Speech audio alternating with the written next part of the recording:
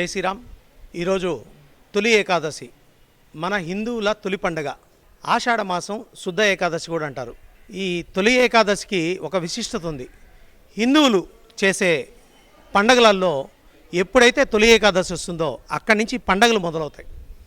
సనాతన ధర్మం ప్రకారం ప్రతి దానికి కూడా మనం ఎప్పుడు మొదలెట్టాలి, ఎప్పుడు మొదలెట్టకూడదు అనే ఒక నియమాలు ఉంటాయి.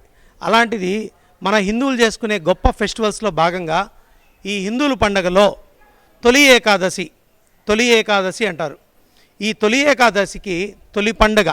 ఈ తొలి పండగ కూడా మన నెల్లూరు గ్రామ దేవత. ఎందుకంటే తొలి పూజలు అందుకునే తల్లి ఏ గ్రామంలో అయినా, ఏ జిల్లాలో అయినా, ఏ రాష్ట్రంలో ఉందంటే అది ఖచ్చితంగా గ్రామ దేవత అయి ఉంటుంది. అలాగే మన నెల్లూరులో ఇరగాలమ్మ అంటాం, ఇరుకొల్లల పరమేశ్వరి అమ్మవారు. ఈ అమ్మవారికి తొలి పొంగలి కానీ, తొలి పూజ కానీ, ఈరోజు తొలి ఏకాదశికి మేము శాశ్వత ఉభయకర్తలుగా ఈరోజు ఉదయం అభిషేకం కావచ్చు, ప్రత్యేక అలంకరణ, అలాగే సాయంకాలం 6 నుంచి 9 దాకా పల్లకి సేవ మొదలుగా అన్ని రకాల సేవలు ఉంటాయి. మేళతాళాలతో అమ్మవారు ఊరేగింపు ఉంటుంది.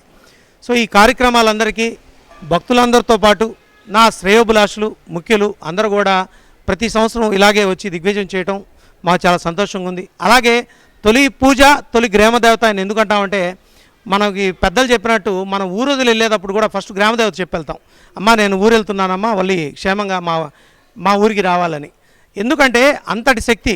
మనం ఎంత పెద్ద పూజలు చేసుకున్నా, శ్రీశైలంకి వెళ్ళొచ్చు, మీరు తిరుమలకి వెళ్ళొచ్చు, ఎన్ని క్షేత్రాలకు వెళ్ళొచ్చు, మీరు ఏ ఊరిలో అయితే ఉంటారో ఆ ఊరిలో మొదటి పూజలు వినాయకుడు తర్వాత గ్రామదేవతకే చెందుతాయి. ఆ అనుగ్రహం ఉంటేనే మిగతా పూజలన్నీ కూడా దిగ్విజయంగా జరుగుతాయి. అంతేగాని గ్రామదేవతకి తెలియకుండా మనం ఎన్ని పూజలు చేసినా కూడా అవి అంతగా ఉపయోగం లేనివనే చెప్పాలి. ఇది మనం చెప్పడం కాదు, మన శాస్త్రాలు, వేదాలు చెప్తున్నాయి. దాంతో భాగంగా ఈరోజు తొలి ఏకాదశి ఎంతో మాకు ఈ కార్యక్రమాన్ని ఆ గతంలో ఈవోలు కానీ, చైర్మన్లు కానీ అందరూ కూడా సహకరించడం, ఈ అదృష్టం మేము శాస్త్రోపయోగత రావటం, ఇది మా పూర్వజన్మ సుకృతం. ప్రతి ఒక్కరికి కూడా పేరు పేరున తొలి ఏకాదశి శుభాంశలు తెలుస్తున్నాం. జై శ్రీరామ్. నా పేరు ఇరిగేంద్ర బాబు, అడ్వకేట్.